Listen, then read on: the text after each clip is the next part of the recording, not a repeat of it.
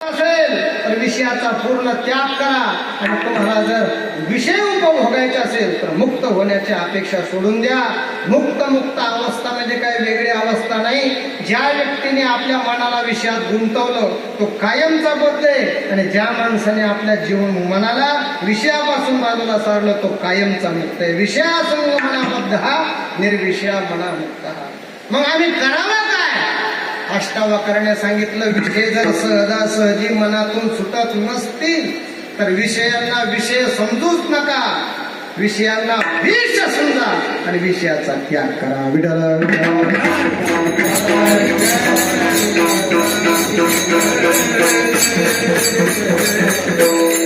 सोपं अत्यंत अवघड गोष्ट आहे. आपल्या अंतःकरणाला विषय कसे चिटकले जातात 1-2 मिनिटं बारकाईने उदाहरण आहे.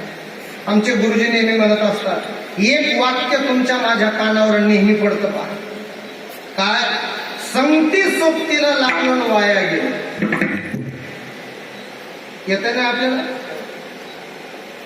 संगती सोबतीला लागलो आणि वाया गेलो. मला तुम्हाला असं विचारायचं संगत सोबत शब्दाचा अर्थ काय? एक माळकरी माणूस आहे, एक दारुड्या माणूस आहे.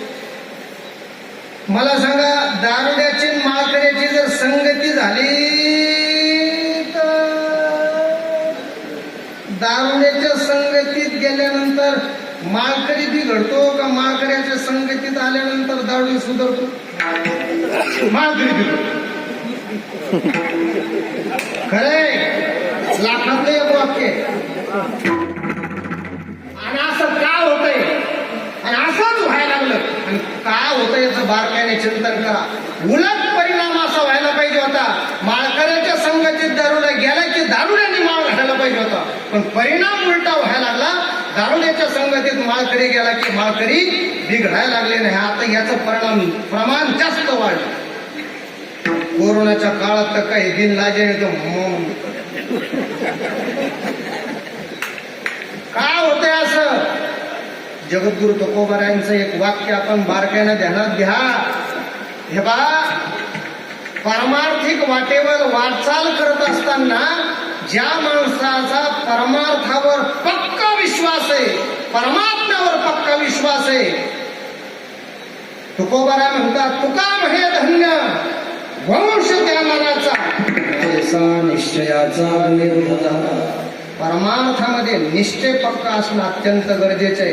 त्याला आत्मबल म्हणतायत. ते आत्मबल अत्यंत गरजेचं आहे.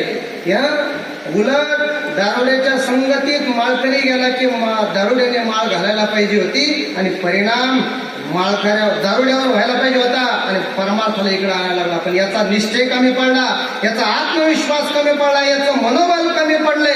आणि तुकोबाराय म्हणतात ज्याचा निश्चय पक्का त्याला जीवनात फळ आहे. निश्चयाचे बळ आणि मग परिणाम बदला लागला. माळकरी दारुड्या संगतीत जाते आणि मग ते प्यायला लागते, वाईट मार्गाला जाते.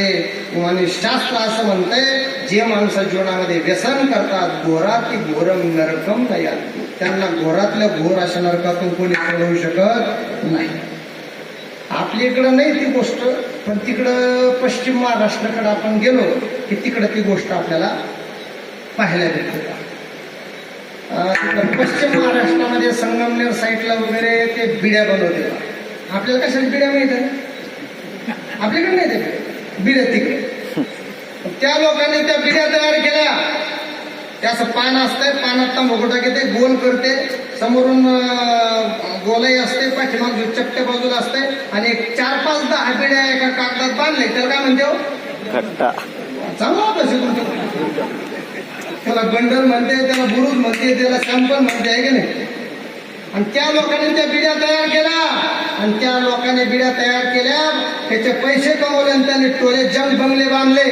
आणि आपल्या इकडच्या लोकांनी त्या बिड्या विकत घेतल्या. त्याच्यातली एक अशी बिडी काढीते, अगरबत्ती सारखी तोंडात टाकीते, चपटी बाजू आणि गोल बाजू समोरून त्याला आकडे डबे लागते, वडीते. काय भुकीते? काय भुकीते? दुकान नाही. अरे काही नाही घर, काही नाही दार, जमीन जुमला, इस्टेट, प्रॉपर्टी, बायका, पोरं सट फुगले. खरे घोडे बर्बाद झाले या व्यसनापायी लोक. का? फक्त एकच वाक्य, संगती सोबतीला लागलो आणि वाया गेलो. आता माझा मुद्दा जरा बारकाईने घ्या.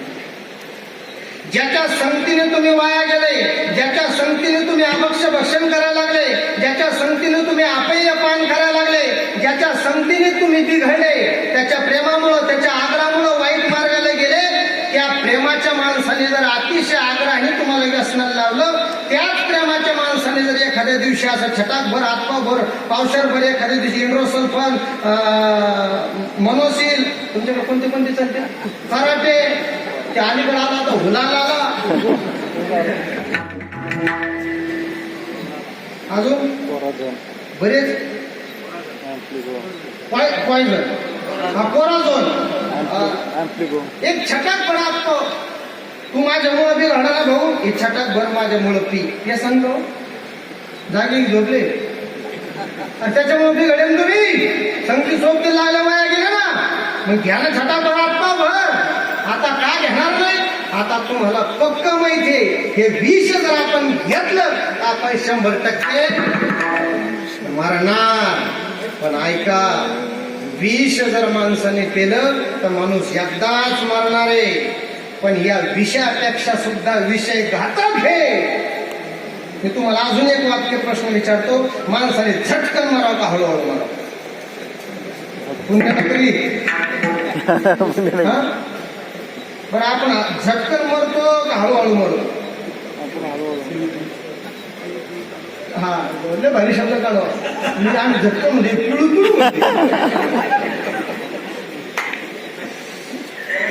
हे पहा, विष एकदा केलं की माणूस एकदाच मरणार आहे. पण विषय हे जन्म जन्मांतरात. जर बारकाईने ध्यानात घ्या बरं का.